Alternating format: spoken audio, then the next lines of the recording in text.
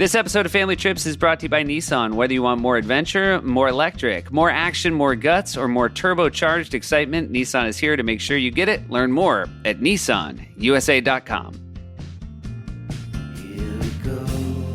Hey everybody, this is Seth. This is Josh. And this is a disclaimer that some of these episodes of Family Trips were recorded before the Screen Actors Guild strike took place. So if people are talking about work that they have coming out, we just want you to know that they were not breaking strike rules by doing so. And moving forward, we're going to make sure that doesn't happen with any future guests. Thanks. Hi, Pashi. Hi, Sufi. How have your travels been this summer as far as just planes taking off on time and the like? I had a big delay. I had one where I was flying back home. I was flying to Boston, and I kept getting email updates for my sort of departure time. And it was supposed to take off at 11:40 p.m. And then I'd get an email that said, like, it's pushed back. It's going to be 12:30, but still get there for 11:40. And then I'd get an email like, oh, good news. Now it's 12:15. And then, oh, bad news, 1:15. And I probably got 26 emails by the time I got to the airport. And it finally took off at 2:30 in the morning. Oh, my goodness. Yeah. Oof. Yeah. It was a bummer. My craziest one was that someone had done something in the bathroom of the plane that they discovered when it had landed. Oh, yeah. And I think it's been a rough summer for travel, a lot of it weather related. And I try to have a lot of empathy for pilots and, flight attendants and desk agents. None of them want your plane to still be there. They want to leave. Yeah, no. Everybody wants things to be on time. Yes. But I think sometimes we forget that. And what I loved about my pilot is we were on the plane and he had to tell us the bathroom was broken. And it was the most I'd ever heard a pilot just sound like an angry stepdad. Because he was like, well, somebody fucked with the shitter. Like, that's why he didn't use those words. He didn't use those words, but it felt like his tone was that's what he wanted to say. And he was so mad that we actually felt bad for him. Yeah. Like, that was the fun part. Yeah. And I'm like, oh, he played it perfectly right.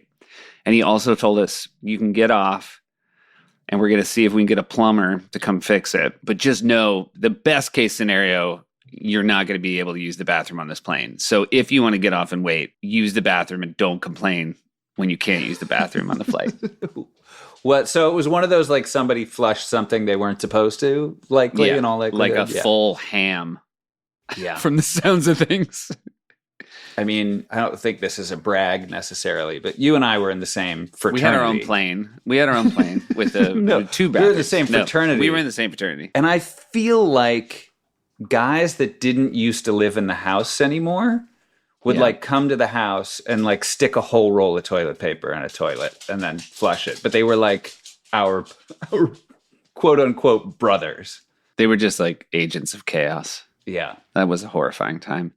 Yeah. Really glad we got out. Yeah, we did. We got out. We're going to talk to Nia Vardalos today. I don't know. Did it come up? Have you been to Greece? Yeah, I went once.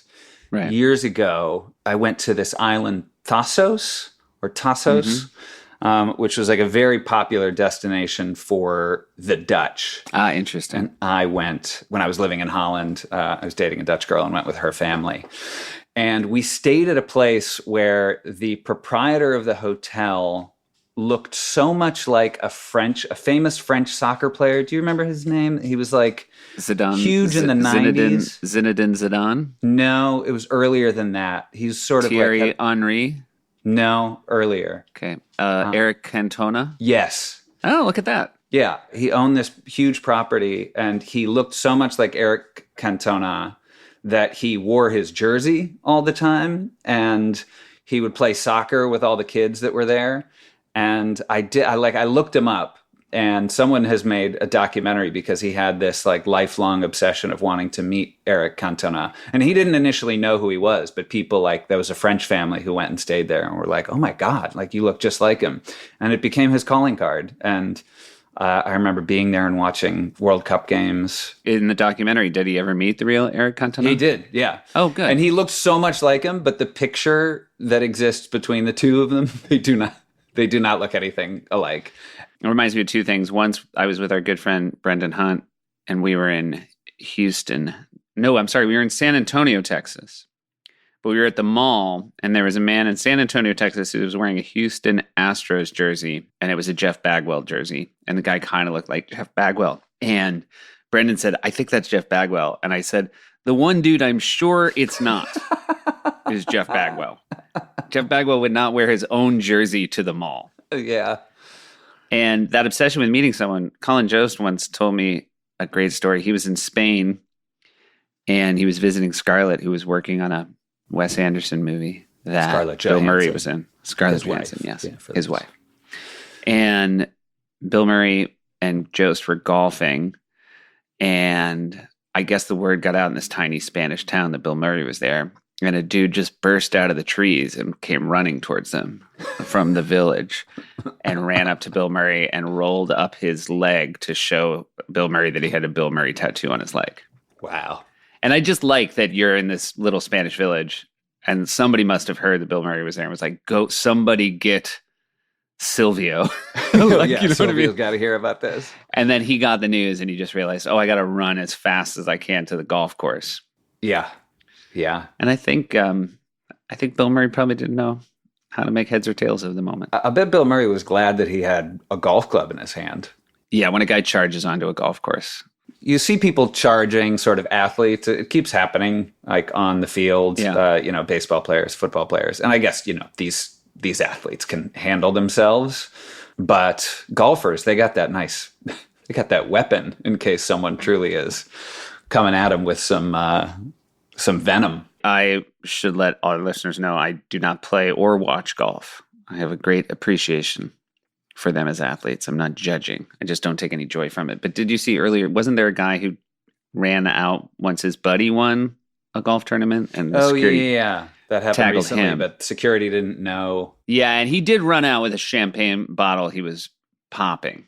It did Yeah. seem like security should have known that's probably not a crazy dude if he has his own bottle of champagne. Yeah. But it was a pretty effective tackle. And, I mean, the worst, the best, I guess, of them is when someone runs onto a football field, because those guys are, their whole lives, they've been training to hit people. Yeah. And they have the advantage of like full pads. And you Right. feel like a football player sees a fan on the field, and it's like someone has just thrown a gopher in front of, I don't know what the number one predator of gophers is. But, Coyote. Let's say a coyote, sure. Yeah. It is funny, too, because the people who do that are obviously inebriated to the point where they think they're elusive. And they are not elusive to professional athletes. Very excited for our episode today. Nia is a delight, and we hope you enjoyed as well. But first, give a listen to Jeff Tweedy. Family trips with the Myers brothers. Family trips with the Myers brothers. Here we go.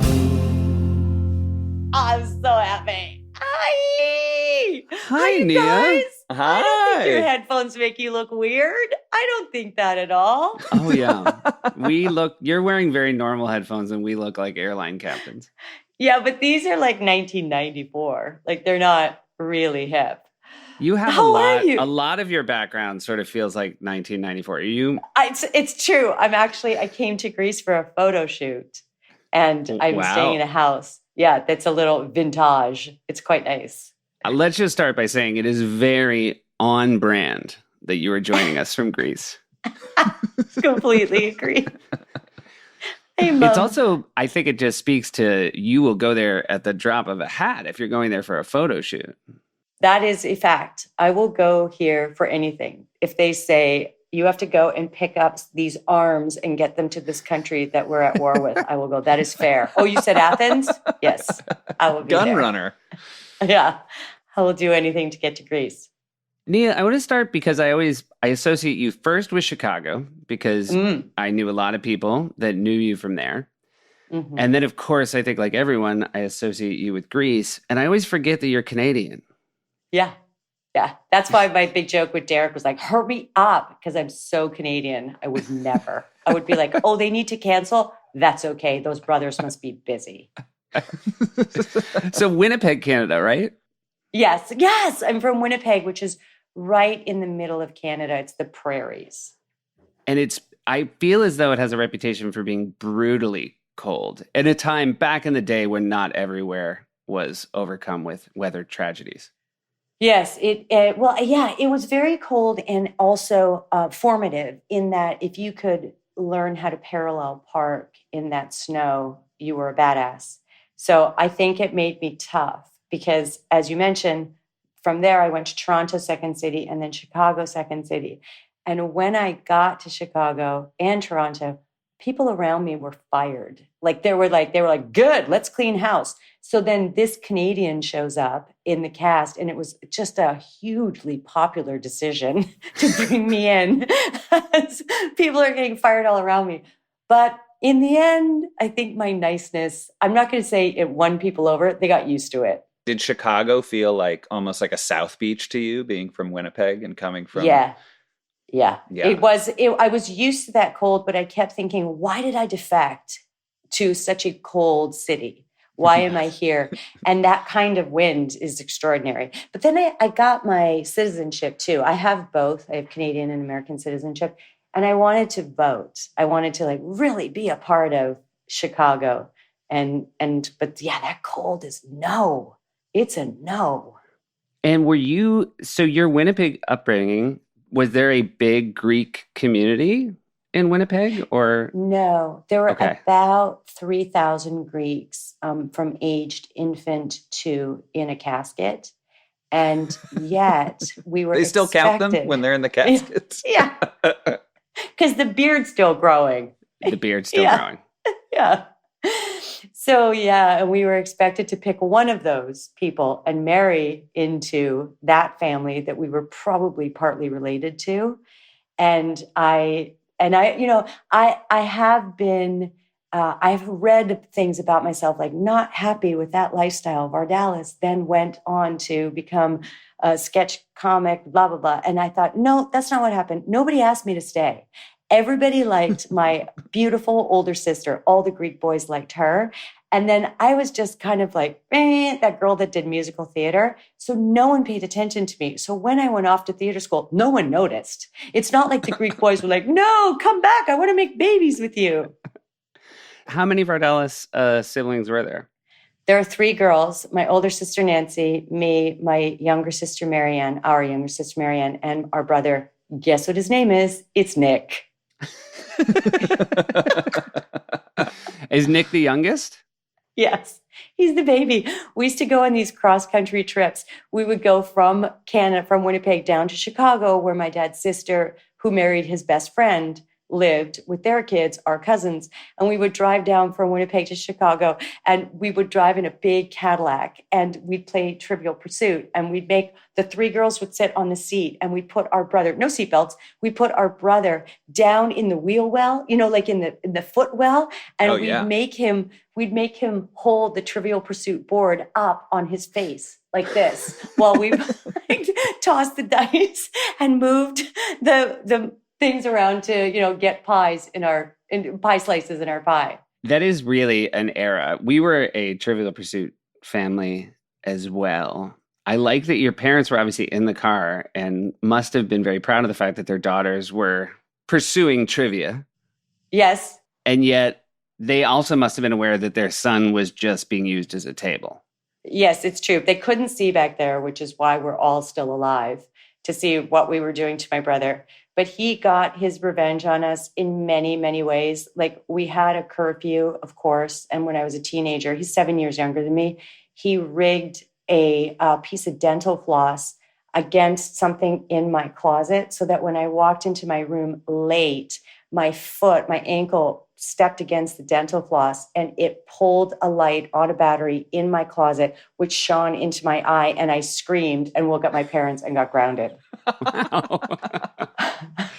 That is subversive. I mean, I'm no stranger to that. I certainly would do stuff like that to Seth, but I'm impressed with Nick. Yeah, he put the thought into it, just enough that it made us think he might be a serial killer. Just enough thought that was too much.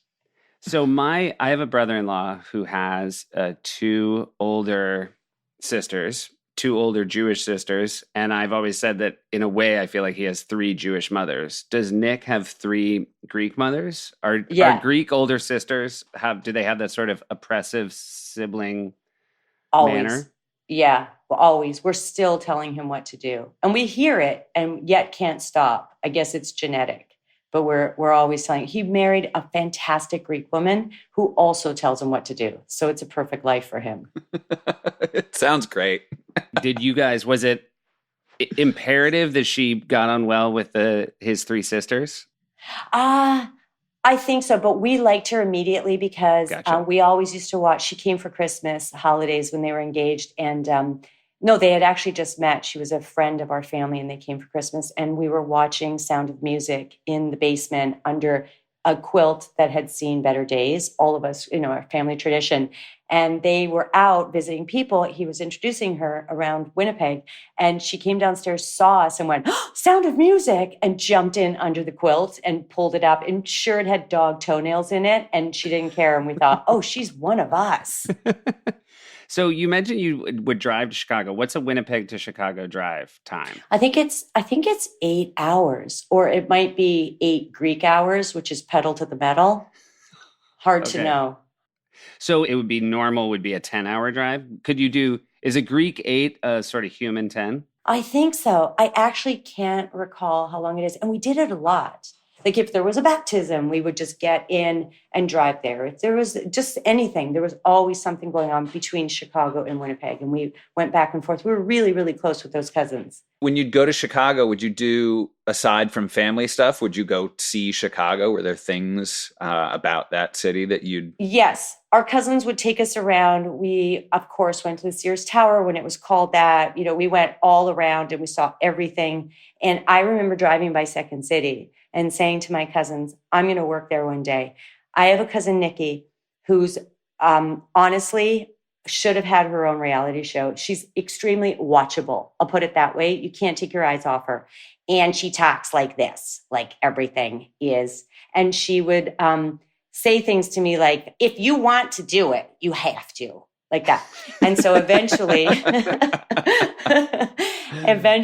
I, as I mentioned, got to Chicago, and they were so supportive. I mean, you've seen how Second City is. It's a stage, it's seats, they're close, and the lights would come up with musical director playing da-na-na-na-na, like starting something, and the lights come up, and here we are on stage. And my cousins would come with half the Greek community, take over the theater, sit right in front. They're so loud that the show always would start late. We'd finally get them settled with their drinks and their snacks. The lights would come up. I'd be in the opening scene. And my cousin Nikki, in a bright yellow jacket, would wave her arm in dead silence of the audience and go, hi, Nia.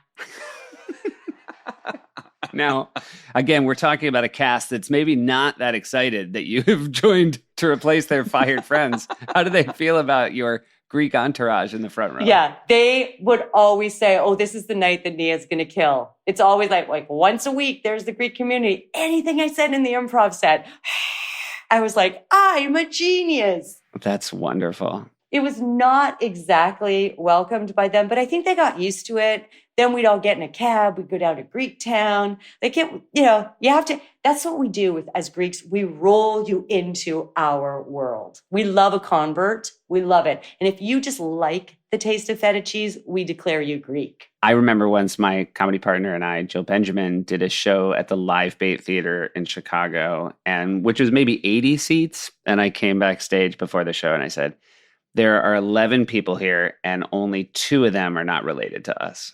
It was just like her family, my family, and 2 other people.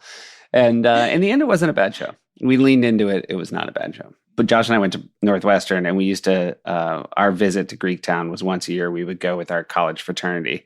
And I feel as though we represented ourselves a lot worse than your family represented themselves. Oh, my gosh, yeah. What was that? Diana's? Yeah, Diana's is still there. Yeah, we would go to Diana's, and it was like I feel like anytime an upperclassman would make a toast, everyone would drink. So if you were a freshman, it was really problematic. Yeah. It was, probably not a great idea.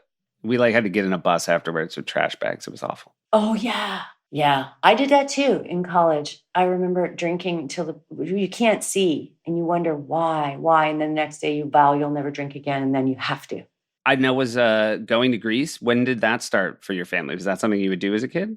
We would go about every 3 years. And I think about this all the time, how expensive that must have been. But because my dad immigrated in the 1950s, 60s, his family was all in Greece. But slowly but surely, he brought his brothers over, who then brought their other brothers over and their sister, etc. That's the way you did it.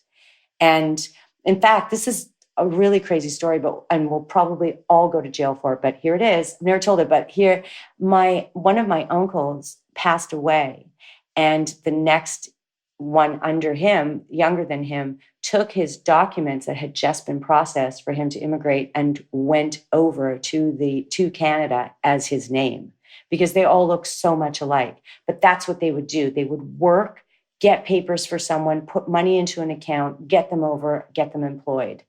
It's incredible, huh? And was your dad the first? Yeah, my dad's was the oldest. My dad passed away. He was the oldest. And so that was important for him to bring his kids, all four of us, 8 years between four kids. He would bring, and my mom would bring us over to Greece to visit my grandparents. And I don't know if you know this, but sometimes European cultures, Greeks, worship the boy in the family. And so my mom, before we traveled, would give us all a bowl cut, not kidding, with a Tupperware bowl and cut our hair, which was easy maintenance for the three girls.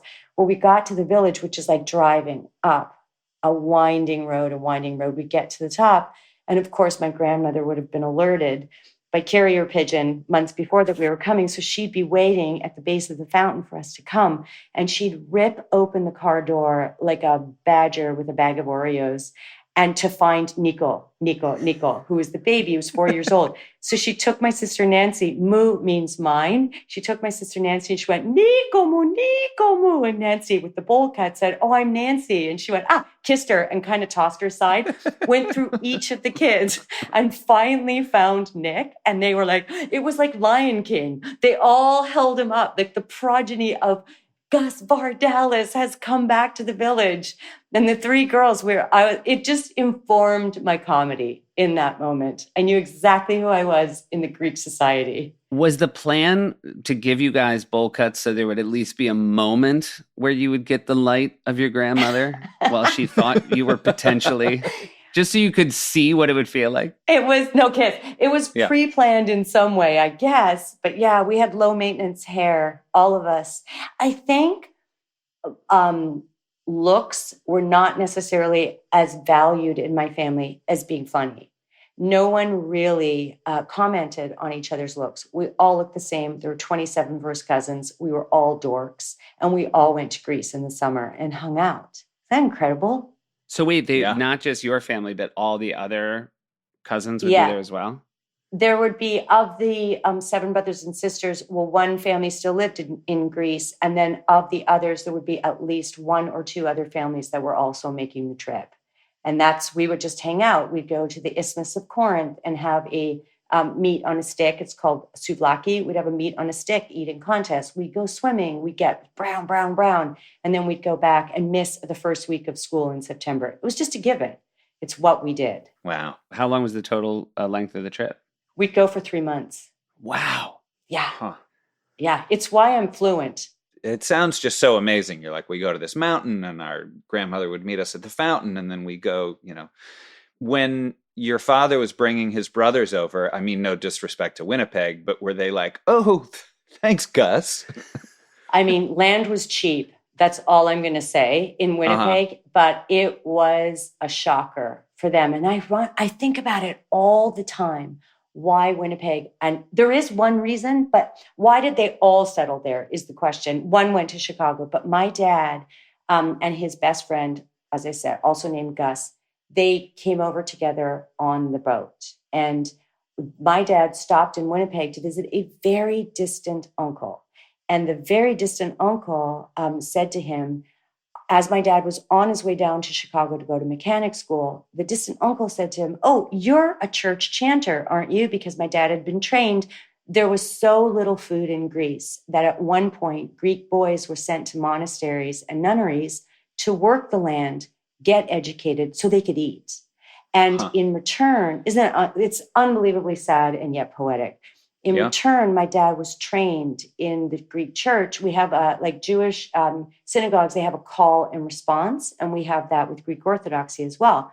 So the uncle said to him, well, you're a church chanter, aren't you? And my dad said, yes. And he said, before you go down to Chicago, why don't you stop by the church? There's a funeral today, and we don't have a chanter here in Winnipeg. Maybe the priest will want you to do the service for you with him, and you could make some money. And my dad was like, sure, I'll go and I'll meet some Greeks. So my dad goes, he makes $20. He goes to this funeral, and he's doing the call and response. And it was my mother's grandmother's funeral. So my mom and dad saw each other at that funeral. And that's why my dad went to mechanic school and came back and married my mom. He met her that day. But we always imitate my mom at her grandmother's funeral, like, my grandmother died. Who's the cute chanter? That's unbelievable. Wow. Yeah. It is these tiny fragments that make up our lives, huh? You never know. It's really funny. The very idea of we met at a funeral, like it, but one funeral, and then to go to a big metropolis like Chicago and keep her on your mind the whole time. Because again, I'm assuming when you're at mechanic school, you're just meeting ladies left and right. I think so too. I think those are the type of ladies that you do want to wed and bed in whatever order. But I think, my dad was quite smitten. And when he went to my grandfather and said, I'm a Greek man, I'm from Greece, and my grandfather as well had immigrated. And my dad said, I'd like to court your daughter. And my grandfather said, okay, you can court her only on the porch at the house. You cannot take her out, because if it doesn't work out between you two, she will be ruined. Her reputation will be ruined. And isn't that uncanny? It's sweet, but also horrifying. Horrifying. But I will say it is nice to know the stakes ahead of time, because obviously your dad then had to go into it with clear eyes as to exactly what he was putting himself out there for. Yeah. And my mom said in school, a lot of girls had been pinned and were going to be married after high school. Is that incredible how the times change? And she was a mom by the time she was 21. Unbelievable. And so she had 4. Uh-huh. So she was done. So she's done by the time she's 30, having kids, right? That's right. Yeah. Were you outside of Greece, outside of driving to Chicago? Did you have other family trips that you would take, or was that sort of? Yeah. We did. We'd go to Sault Ste. Marie. We'd go to Brandon. There was a festival in, oh man, I just thought of it. Oh, wait, where is Brandon? Right there. Brandon, Manitoba. It's outside of Winnipeg. And they would have various stampedes and things like that, which is a horse show. And we would go to that. But the best was in Regina, where we have family. They had a food festival called, with a big banner, Taste of Regina.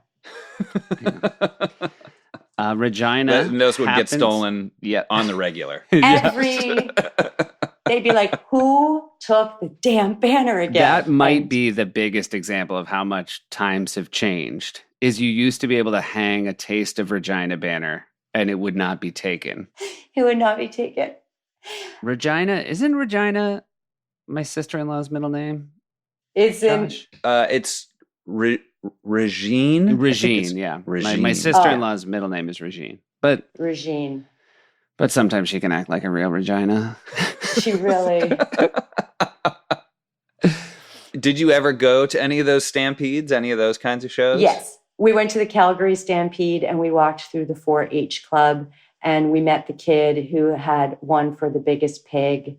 And here's the thing about my parents. We laughed all the time, but their one rule was we were not allowed to make fun of anyone. That was the rule. At all times, you could laugh observationally, but you could not make fun. And that also has informed my comedy. Because when I gave my teenager a phone, I had to at 13, because in Los Angeles, the bar mitzvahs that they get invited to are drop off. So you're dropping off your 13-year-old at the Skirball Center in the middle of Earthquake Town. And I just couldn't do it. I was so scared. So I got a phone and said, this is your phone, but this is my rule. You may not use it to make fun of anyone. No text, no video, no nothing. Because that's the way I was raised. And I think it matters. Because I think that type of humor that I do, that I go, come, laugh with me, is much different than poking humor at someone. It's easy. That's an easy joke, I think. Yeah. Hey, we're going to take a quick break and hear from some of our sponsors. This episode of Family Trips is brought to you by Nissan. Posh, these days too many people have to settle for the next best thing, especially when it comes to choosing a car. Yeah, but at Nissan, there's a vehicle type for everyone, for every driver who wants more. Whether you want more adventure, more electric, more action, more guts, or more turbocharged excitement, Nissan is here to make sure you get it. Because Nissan is all about giving people a whole spectrum of thrills to choose from with a diverse lineup of vehicles. Sports cars to sedans to EVs, pickups, crossovers. With Nissan's diverse lineup, anyone can find something to help them reach their more. What are you looking for more of, Josh? I like a nice ride. I like a nice sound system. I like something that's comfortable. You like to have room to load up a bunch of gear, go somewhere, do an adventure. I do. I'm never happier than when I have sort of a full car, a roof rack on my car. Makes me happy. And all I need is a cup holder for an iced coffee. And Nissan can provide you with both of those things. So thanks again to Nissan for sponsoring this episode of Family Trips and for the reminder to find your more. Learn more at nissanusa.com. We're sponsored by LMNT. LMNT is a tasty electrolyte drink mix with everything you need and nothing you don't. That means lots of salt and no sugar. With none of the junk. There's no sugar, no coloring, no artificial ingredients, no gluten, no fillers, no BS, Soof. Josh, you know, you've seen me. I sweat. When I work out, I sweat a lot. And when I sweat a lot, that salt leaves my body. I want to thank LMNT for putting it back in. And you know me, sometimes I'll tie one on. And if I want to feel a little better the next morning, drinking an LMNT can help replace some of the things that I've maybe done to myself. Yes. And don't deserve to feel as good as I feel after drinking an LMNT. Right now, LMNT is offering a free sample pack with any purchase. That's 8 single-serving packets free with any LMNT order. This is a great way to try all 8 flavors or share LMNT with a salty friend. Get yours at drinklmnt.com/trips. This deal is only available through our link. You must go to drinklmnt.com/trips. LMNT offers no questions asked refunds. Try it totally risk-free. If you don't like it, share it with a salty friend and they will give you your money back. No questions asked. You have nothing to lose. Except salt, and then you'll get it back with LMNT.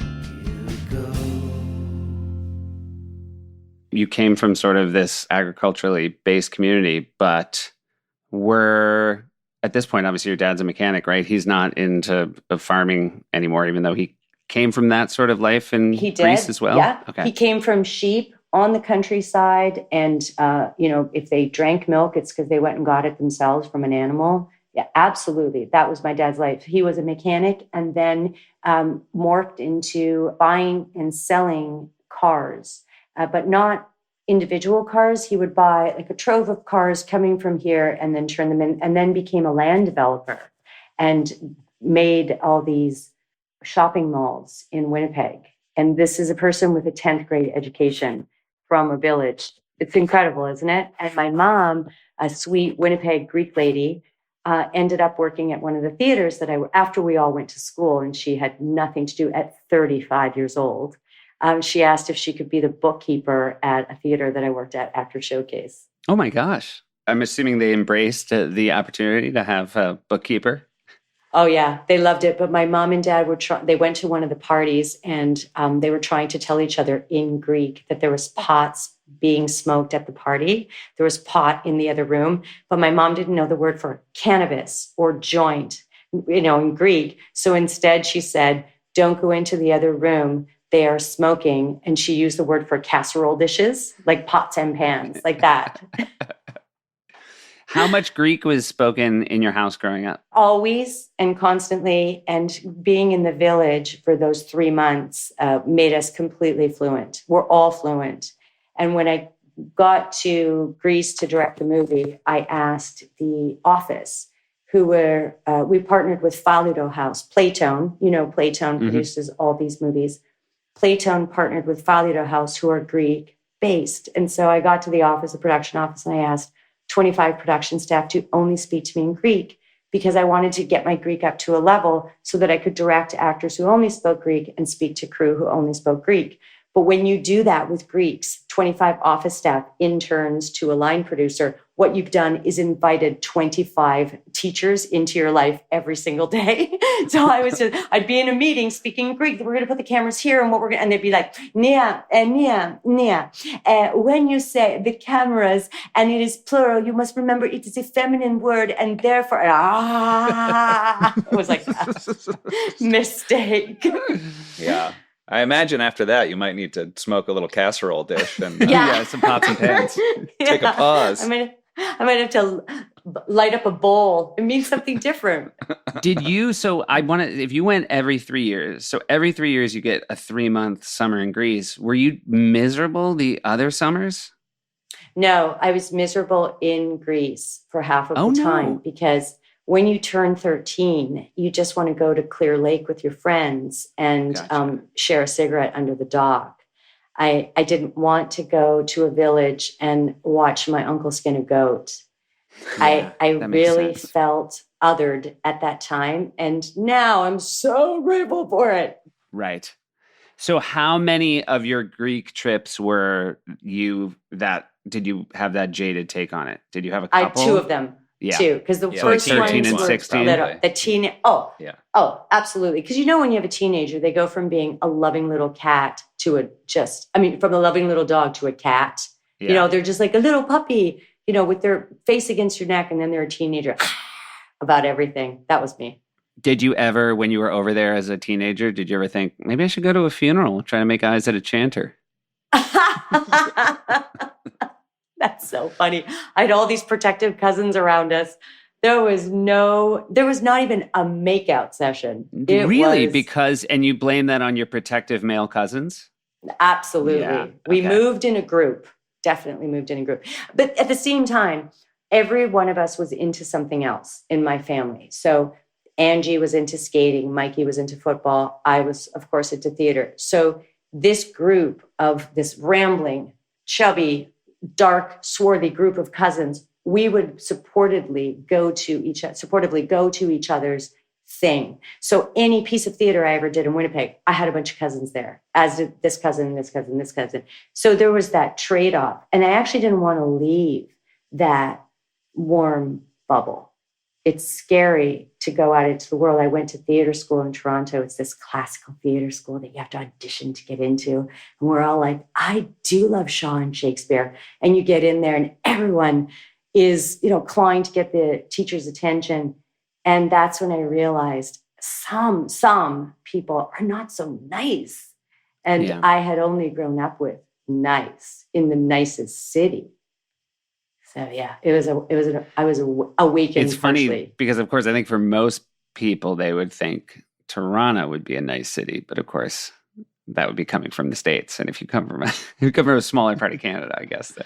Well, also, you're talking about getting into a theater school. I feel like any theater school you go to, there's going to be some backstabbing and some crawling over each other to get to the top. Oh, I made my closest friends from that time. In fact, I was in Second City with one of my classmates, and then the generation of Second City Toronto friends. My best friend is from that group. So you do find your people, your nice people. You find them. I really do. I even think in LA, that cesspool of a town, nice people find each other. I think in LA, and I get burned a lot. But when I first got to LA, I did a lot of voiceover. I still do. And I was on the Sony lot voicing something, and I was excited to be there on the Sony lot. And I saw Drew Barrymore. And I smiled at her because, when you first get to LA, you think you know someone, and then you realize that's Brad Pitt. You don't know him. And so it was for me, Drew Barrymore. And I smiled and waved, and she smiled and waved back. And I thought, if I am ever a known person, I'm going to stay the same. I'm going to be a dork who smiles and waves at people.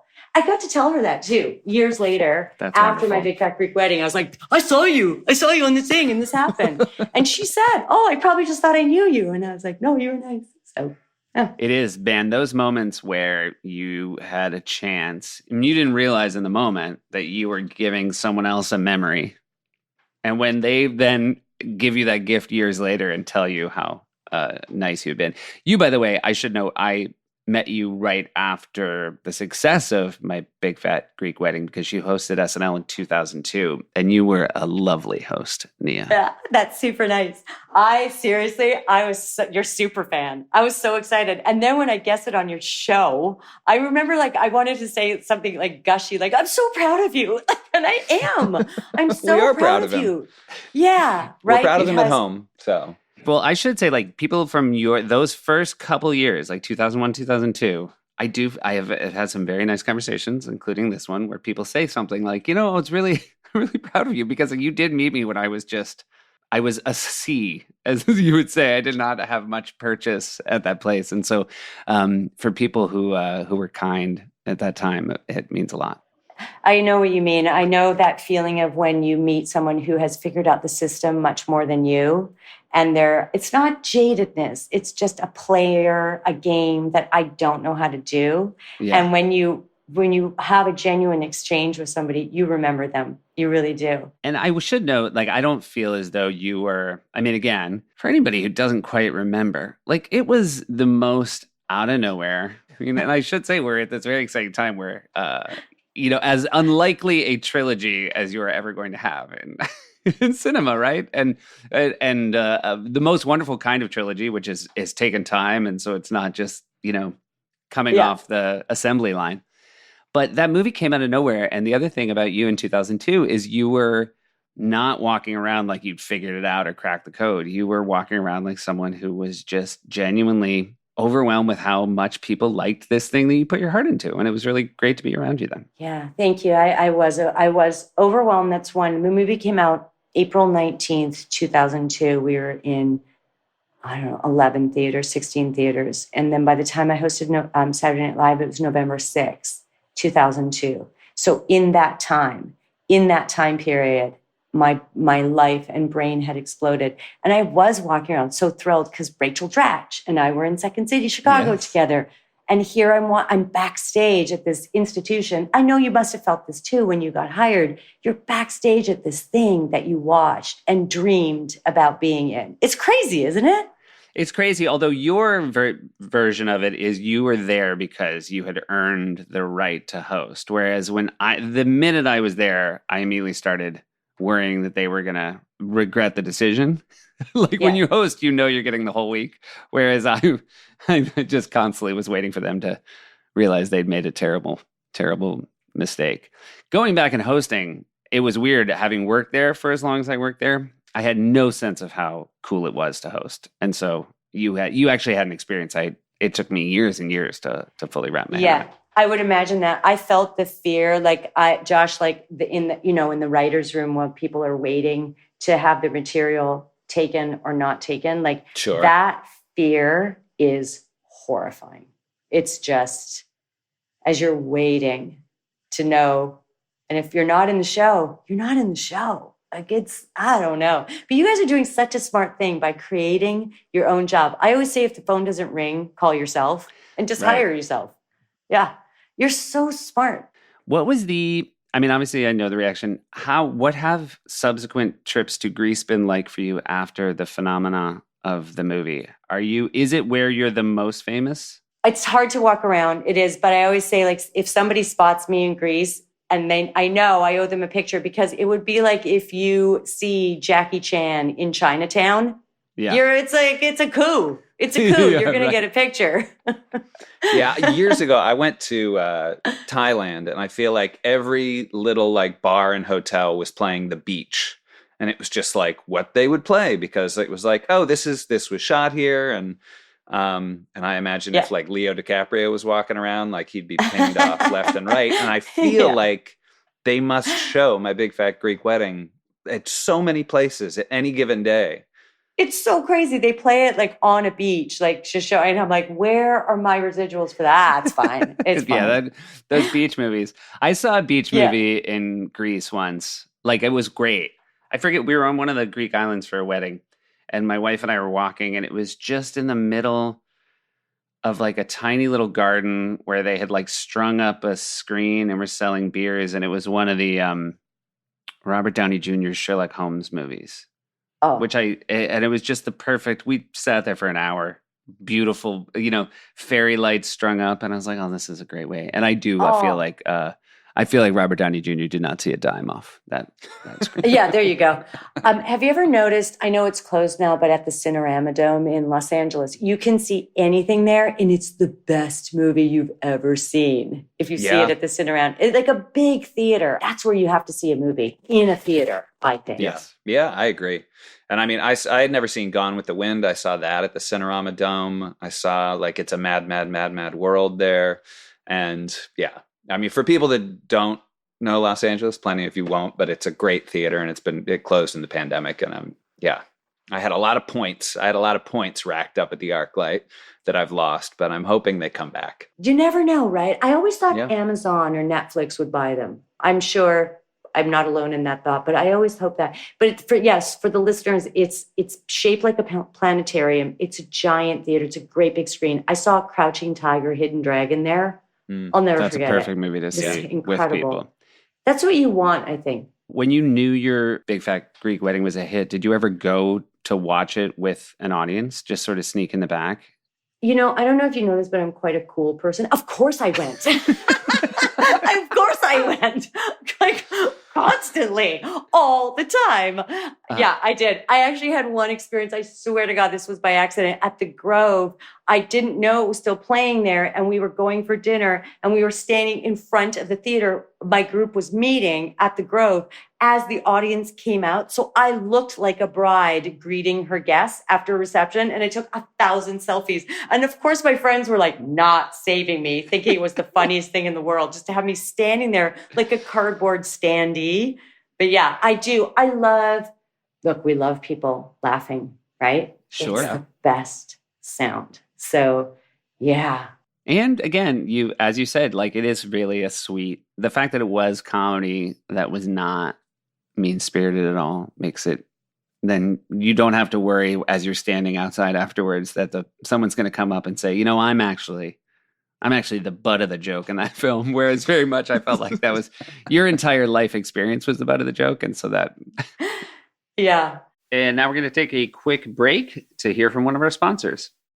This show is sponsored by BetterHelp. There have certainly been times in my life where I cannot sleep well. I feel uneasy, and I've been lucky to have people in my life I can talk to.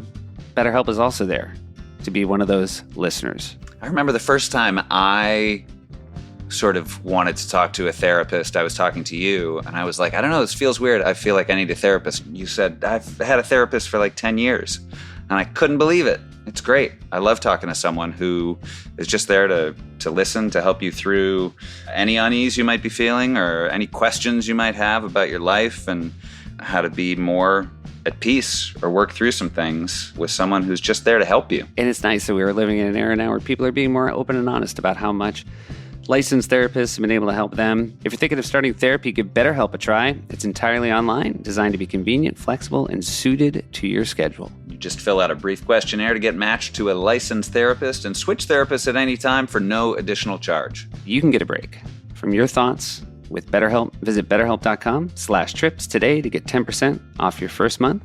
That's BetterHelp, HELP.com/trips.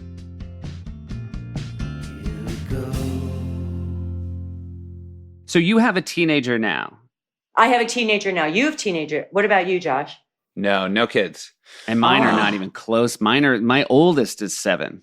Oh, I didn't know that. Yeah, I started late. So I've got 3, but it's 7, 5, and 1. Oh my God. When do you sleep? See, Josh, that's why you look good.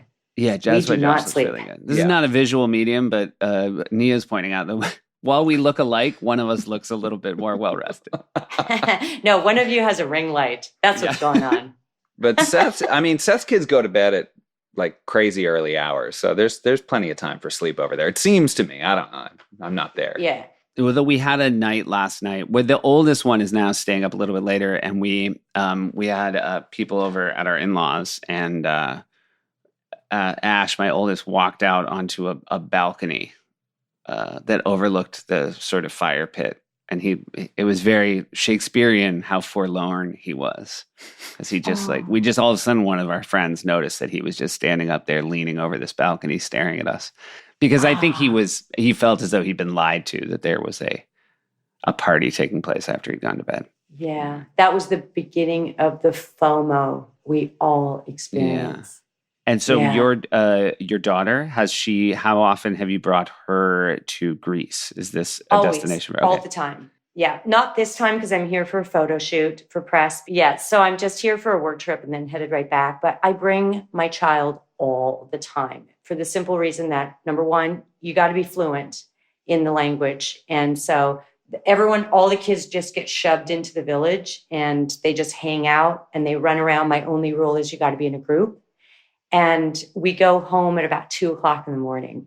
It's uncanny what the kids' life is here. It's great. There are no cars. There's nothing to worry about in this village road, and they just have a great time. But on the film, my kid was put to work because that's the ethic that I grew up with, right?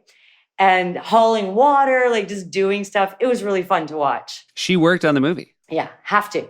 Yeah. That's great. And now do you feel like in her teenage years, does she dread going to Greece as much as you did as a teenager, or does she have I make it fun. We don't go to the village. We go to islands, and I make sure that her age range is around, but fluent Greek speakers so that it's not easy to communicate. And that's the only way you learn. But I'm lucky because my teenager wants to learn the language. So that's good, I think. Yeah. And is she good at it? Does she have a nice, is Greek tongue, is that the right way to say it? Just her pronunciation and everything strong? Her accent is better than mine because I learned Greek with a Canadian accent, and my child learned Greek from Greeks in Greece. So often I will say something like exartate, which is like, it depends. And she'll go, Mom, it's exartate. And I'm like, okay, take it easy. You mentioned your father passed away. Is your mother still with us? Yes. Yeah. Okay. That was a tough time during the pandemic. And my mom is doing great now. Great. And now have you been able to, I would assume, did your parents and your mom now, have they been able to travel with you and probably a slightly nicer version than the way they traveled with you as a child?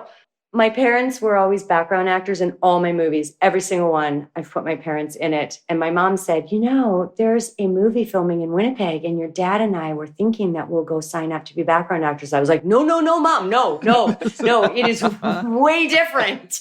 It is way different. There's no trailer for you. There's like a row of peanut butter sandwiches. That would be, and she's like, oh my goodness.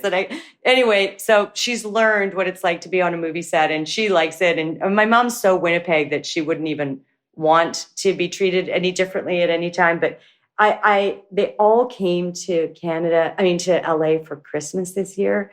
We had 14 people sleeping at the house. Wow. And then my mom stayed with me for 3 months because I thought, why are you going back to Winnipeg? I'm here editing the movie. I know where I'm going every day, which, as you know, as actors, you never really know. Sometimes you're on the road or something. So I knew where I was going to be for 3 months. So I said, just stay with me. And I could have gotten 9 more movies out of it just from watching her. Like I found her iPad. It was so old. It came with a crank. And I said, what is this thing? No wonder when you FaceTime with the group, no wonder you look like you're covered in Vaseline. I thought she was just doing some Oprah Winfrey lighting or something. So I took her to the Apple store to buy an iPad. First of all, she brought that one in her purse because she thought she could trade it in. And when she pulled it out of her bag and showed it to the guy, I've never seen an Apple employee's upper lip curl like this. Like they were like, what is that? And she went, it's my iPad. Like, he meant, what model is that? Because I don't recognize it. Anyway, I bought her an iPad, and it's the kind that has no button on it, right? It's the new one where you have to swipe up. Oh, there's nothing better. I FaceTime her now, and it gives me life to watch her trying to answer it. I say, you've answered. I can see you. Mom, I can see you. And I can see her face doing, well, it's not a visual medium, but her face is up close to the lens, and her finger is hiding her eye, and she's pressing and saying, I don't know how this thing works. And I'm saying, I can see you. I can hear you. How is her relationship with your daughter? Do they have a nice granddaughter relationship? Yeah, everybody knows. There's a meme that goes around. Grandmother is Yaya. I think I mentioned earlier on the podcast. And there's a meme that goes around. It's a kid doing a fist pump, a little kid. And the meme is sleep at Yaya's. No rules. Right? Yeah. And that's my daughter's life. Absolutely. When my mom is around, they cook, they clean, miss classes, just hang out. Now, be honest. Who was the better background actor of your two parents? That's amazing. I'm going to say my mom because my dad was a natural ham. Yeah. And for some strange reason, he somehow figured out which side of his face was the better angle. So no matter where I put him, he would turn his face to go the other way. So we were only getting his good side. So now I would think this seems like the interesting balance to me, because I would think a Greek father on set would constantly be bragging that he was on his daughter's movie, but a Canadian father on set would never mention it. So which won out? Was your dad, when he was on the set of your films, which was he was number one Greek. Okay, number one. So he was letting people know that while he might on the outside look like a background actor, that he was in fact. No, he was absolutely too close, always too close to me, like telling people who he was. Do you know who I am? And they were like, I think I do. My dad was so excited when I became a known person that he would walk behind me at the mall and say to people, it's her. Oh, that's great. And they didn't give a shit. Yeah. And my dad would be going, it's her. Then one time I was filming My Life in Ruins, another movie I did in Greece. And my dad, I had like an hour between shots. And I said to my mom and dad, we could go shopping in the Plaka. And my mom and I turned to my dad and said, you cannot out me. Like, you cannot. He's no, I won't. I'll be good. We're in his homeland. And so my mom and I are shopping in the Plaka, and we look up ahead after 15 minutes, and my dad is standing surrounded by a group of people. And as we got closer, one of the guys is holding like my dad, like kind of by the arm. And we're like, what did he do? And we stand there and realize, like, as we get closer, we realize my dad is standing with the Queen of Spain, who is Greek. And he's standing with her. And thank God we walked up at the moment we did, because apparently he cut through her security when he saw her, Queen Sophia. And he went, oh, you're Greek, I'm Greek. And she was like, I know, we're in Greece. And he said, do you know who my daughter is? And she went, I do not, sir. I do not. And he said, it's Nia Vardalos. And she went, wait. And then, thank God, we walked up and we ended up taking a bunch of pictures with the Queen of Spain. Wow. See, that's where this sort of bareheadedness or the bullheadedness of dads comes in handy, right? You never in a million years would have approached the Queen of Spain. No, I would have let her be. But haven't you both had a lifetime of people knocking a fork out of your hand to say hello? Like I don't want to interrupt your dinner, they say. Yeah. And you don't want to set a bad example in front of your kids, but do you have boundaries as a family? Just to speak to our dad, oftentimes, back before the strike when we were doing a show, every now and then my assistant would say, friends of your dad are at the show tonight. And he wanted to know if you'd say hi to them after the show. So after the show, I'd go to the green room and I'd be talking to people, always very lovely and polite. And then I would say, how do you know my dad? And they would say, oh, I was golfing with him. And we weren't together, but I was wearing a Steelers hat. Our dad's from Pittsburgh. And so we started talking about Pittsburgh. And then he mentioned that you were his son and asked if I ever wanted to go see the show. So it's literally like, I think they might genuinely be there out of politeness, that my dad somehow presented it like, we're trying to sell tickets, anything you can do to help. And so I'm actually at some point realized I've now spent more time with them than my dad has backstage, because he just met them. Exactly. He met them at a bar. And then their eyes looking at you are, we're glad we could do this for you, Seth. Yeah, we're glad. So anyway, hopefully, please let Larry know we came through, and hopefully now we don't owe him anymore. So this is very exciting. This is the third of the trilogy. Yeah. I mean, I can't even imagine what the creative journey must be like. And yeah, you directed this one too, yeah? I did. You know what happened with the first movie? Do you know who Gary Getzman is? He's Tom Hanks' one and only partner at Playtone. He let me go into the editing room on the first movie, which is a daunting experience to see yourself up close and big, take after take. And, I would drive to the editing room and think, your nose is bigger than you think. Okay, have a good day. And I would just learn. And I watched how a film was stitched together, and how if you do one take and you fumper a line, but someone else is in the scene, you can cut to them or a plant or something. And I watched editing, and I watched how my character was shaved so that all the sardonic ironicness was taken out of it. Because I'm nice, but I'm also an asshole. Let's face it, we all are, right? Yes, I can be of course. extremely, we all are. There's no way I could go through Second City and be that nice. Right. And there were edges to Tula that weren't exactly in the PG-13 mold. And I watched that happen. And I was completely hooked. And I'd always been a theater nerd. And now I was like, I'm a film nerd. So I studied and I learned, and they wanted me to direct the second one, but I didn't think I was ready. And so I watched and I learned. And then I went off and did a play, and I went, every time I was on a set, I just would never be in my trailer. I would just watch. I did a fully improvised movie. I just watched. That's what I learned, to watch the director, watch the camera, watch the monitors, watch what people doing, wonder, why is that the shot list? What is it? And then I decided to write a journal of how I would direct the movie. John Corbett said, I'm not doing it unless you direct. And the financier was like, I'm not financing unless you direct. So it was, I'm going to direct. And I'm so glad I did it, because I'm annoyingly organized, and you have to be.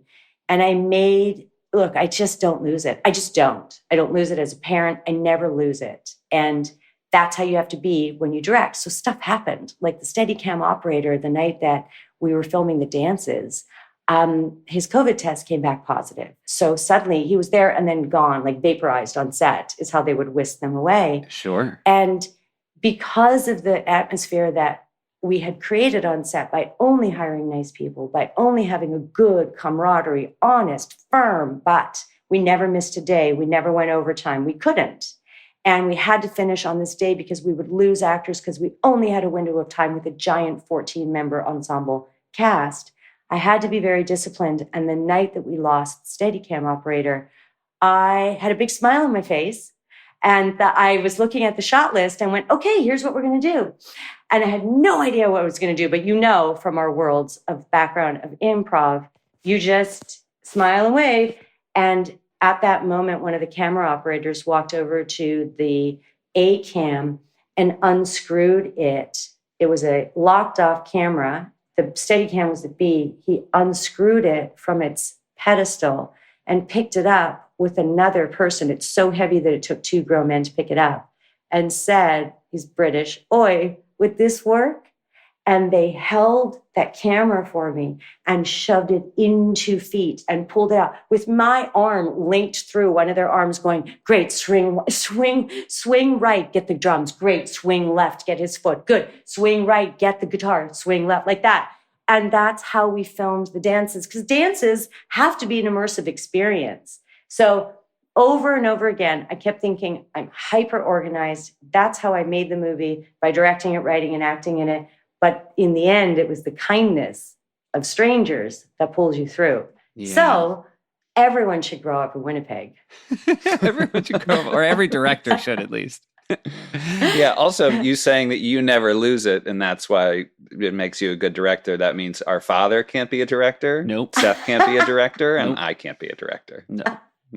If that's what it takes, if that's the prereq, then we're out. You have to pretend you're in charge and you know what the next move is at all times. And when it was over, I could have gone home, but my teenager was away at a camp, and there was nowhere to go. And I had just had a relationship fall apart, but I had no time to deal with it because I was directing a movie, and it was the best way to end something, almost like being in a coma. And my best friend, one of my closest friends, came to visit me in Greece last summer after I finished the movie. And he said, let's go to dinner. And I was a puddle, because when I walked away from that set, all I could think was, no one died. Because as the director, you are in charge. You are wholly responsible. Plus, I'm one of the producers on it too. So I was really worried for the safety of things that we had to do, falling off cliffs, stuff that we did, driving scenes, everything. And as we walked to dinner, here I am, like a putty, and he said, "You're going to meet a Greek man tonight." And I said, "I have never dated a Greek man, so I don't know what you're talking about." And I met him that night because I had finally willfully given up control after being clenched and in control that night. I mean, for 4 months. Isn't that amazing? And is his name Nick? Yeah, is his name Nick? It is now. And I hope that that first date was on a porch only. I hope it didn't leave the front porch. You are not too old to besmirch your reputation. That is completely right. Don't besmirch me, sir. Hey, we are going to let you go, but Josh is going to ask you some questions that we ask our guests. Okay, I am ready. Here we go. You can only pick one. Is your ideal vacation, are you relaxing? Is it adventurous? Is it enlightening? Or is it educational? Relaxing. All right, very good. Do you prefer to travel by train, plane, automobile, boat, or on foot? Plane. Very good. If you could take a vacation, a family vacation with any family, alive or dead, other than your own family, who would you take a vacation with? Nick. Very good. Just any vague, any Nick. Here's the thing. Most of my cousins are also named Nick. So my brother, everyone thinks right now I picked them. That's very smart. All right, very good. If you were stranded on a desert island with one member of your family, who would you take? I would pick my sister, Marianne, because she's a professor. So the conversations would be good. Ah, gotcha. Marianne is the older or younger sister? She's the younger sister. And what's she a professor of? She's a sociologist. Oh, great choice. Yeah. Yeah. But I could, of course, take my kid, right? Like my kid's always with me in all these scenarios. Yeah. No, Well, look, how old's your kid? 17, might not want to be with me. She doesn't want to go. Yeah. Bring your sister. Also, if she knows that you picked her to bring her to a desert island where you would essentially be marooned. Yeah. Yeah. Yeah. She'd be mad at me the whole time. Does she have her phone? No, she does not have her phone. I better She pick might my have it, sister. but no service. Yeah. So even worse, because she'd keep checking it. Yes. And you're from Winnipeg. Would you recommend Winnipeg as a vacation destination? I absolutely would. I will tell you why. Yeah. There will please. be no crowds. That's a very honest break on how. That's a the vacation. Winnipeg Board of Tourism slogan. That's right. No Come on crowds. down. Come on down. We can't wait to see you and just you. Yeah. And Seth, do you want to ask your final? Yes, my final question. Well, it's a two-parter based on the first answer. The first part is, have you ever been to the Grand Canyon? Yes, I have been to the Grand Canyon. Okay, then are you happy you went? Yes, I am. It's one Okay. of those places I think you must see. I went in the time that when it was pinks and the purples, and Okay. I'm glad I saw it. Why? Do you think it's overrated? I just have no interest in it. I've never been, but this is the first time hearing about this pinks and the purples. Did you know about this, Josh? Well, I was going to ask a follow up on the pinks and purples. I'm guessing that's the sky, or is that No, it's the stone for some reason in a certain time of year. It was November. Apparently it turns pinks and purples. The only thing I will say is I did have a friend go recently, and the amount of social media influencers trying to get that one shot, it makes it a precarious journey. I see. Yeah. Well, I think Yeah. with any national park, you need to go so far into a trail that the people drop off, that it feels more like Winnipeg. Yeah, you want to get that Winnipeg feel. They yeah. say that Winnipeg there's not a single photo of Winnipeg on social media. That's how few people are there. It's the last. People are like, is it pretty up there? No one knows. No one knows. You have to see for yourself. If you search geotags of Winnipeg, it's I like promise you, it is a very, very nice city, but it's the type of town that when you go and they bag your groceries, that person doing your groceries will know everything about you. I mean, this is pre my Big Fat Greek Wedding. They just know everything about you. In any other situation where that is happening, any other city, that's a stalker.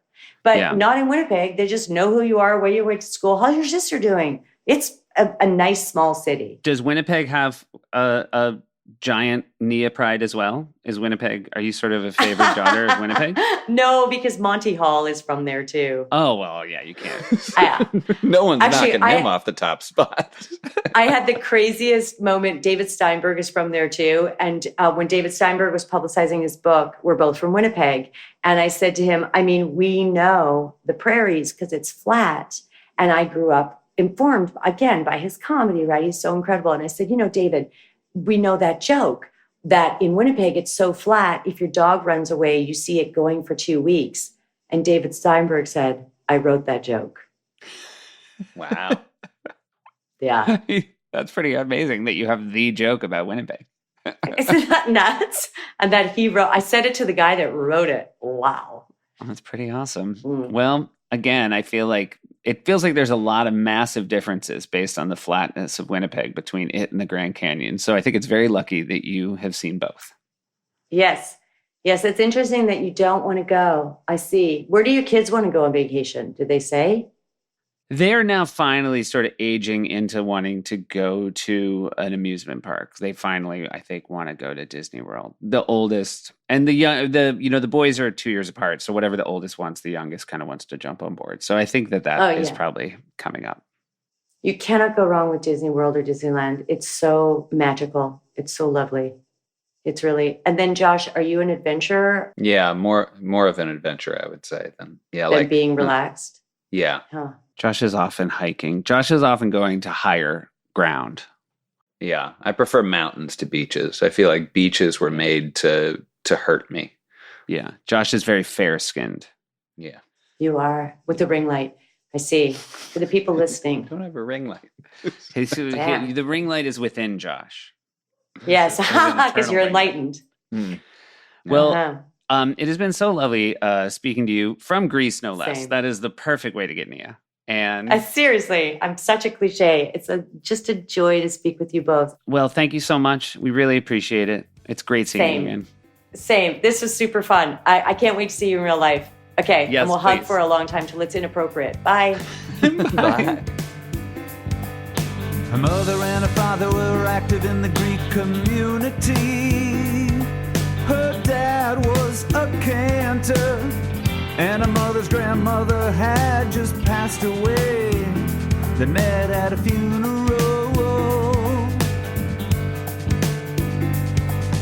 They married and they had 3 girls and also a little boy. The middle girl was Nia.